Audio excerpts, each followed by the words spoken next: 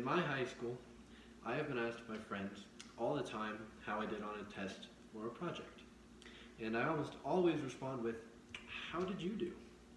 Now, once they tell me how they did, my brain consistently decides to do one of two things: lie or tell the truth. You see, if my friends got a better score than me, I may fudge my score a little bit, make myself feel a little bit better. However, if they did worse, I generally tell the truth. Now, no matter what, they always believe me. It makes you question the number of times you have been told lies and you never knew about. So today, I decided to share the types of lies, or a couple types of lies, and how to tell when somebody is lying. So, let's begin with the basic question of what is lying. Lying is known as an intentionally false statement, and we tell lies for many reasons. We tell lies to get out of harm, like, I didn't throw those rocks, I don't know who did. Or we tell lies to cause other harms, like, I didn't throw the rocks, but Jimmy did. Or even to be polite, like, yes, Mom, I loved your casserole last night, even though it was the worst thing on the planet. Now, the last lie is known as a white lie. It is known as the least serious type of lie. Now, a bold-faced lie is a lie that everybody in the room knows is a lie. And an example of that lie is like when you have a little kid holding a cookie, and they've got a bite out of that cookie, and their mom says, Jimmy, did you take the cookie? And he says, no, Mom, I didn't take the cookie. Now, you know he's lying, but he still tells you the lie. And now, the last type of lie that I'm going to talk about is called plagiarism. It is the most serious lie in the academic world. And the reason for that is it's both lying and stealing. You're lying about doing the work that they did, and you're stealing their work and putting your name on it. And honestly, we all tell lies every day. If we didn't, then we'd lose all of our relationships. Because if you were 100% honest, then you'd never have friends. If you told somebody how bad they looked every time they walked in the room, they wouldn't like you. I mean, it's pretty simple. And now, we have talked about lies and what a couple of lies are, so now we're going to talk about how to spot a lie. The first step in spotting a lie is knowing the verbal cues of when somebody is lying. So, firstly, is non-contracted denial.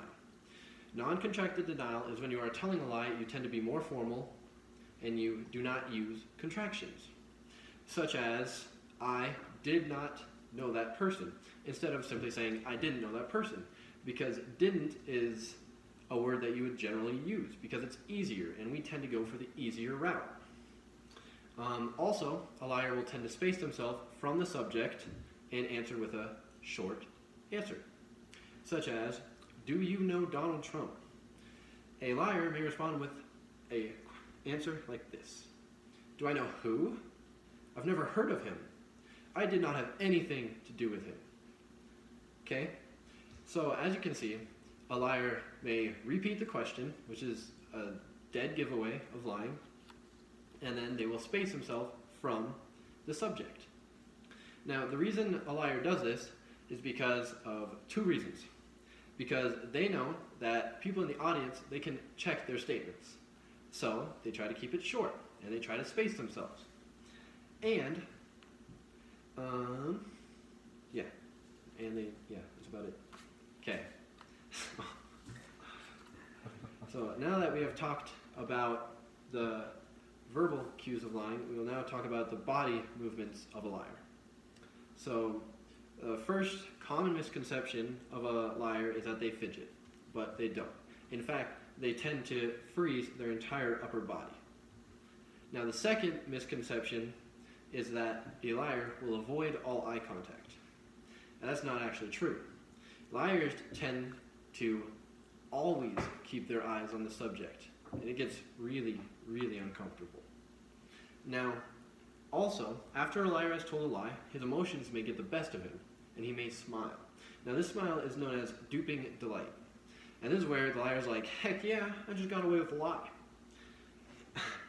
Now, a fake lie is easy to spot, because a real smile has many characteristics. Now, here's a picture of a real smile, okay? So first, you have the zygomatic major muscle, which pulls up your lip corners, okay? And then, which creates the dimples in your cheeks. Then you have your eyes. Your eyes wrinkle around the edges, your eye hole gets smaller, and the bags underneath your eyes will get bigger, and you'll get wrinkles on your forehead.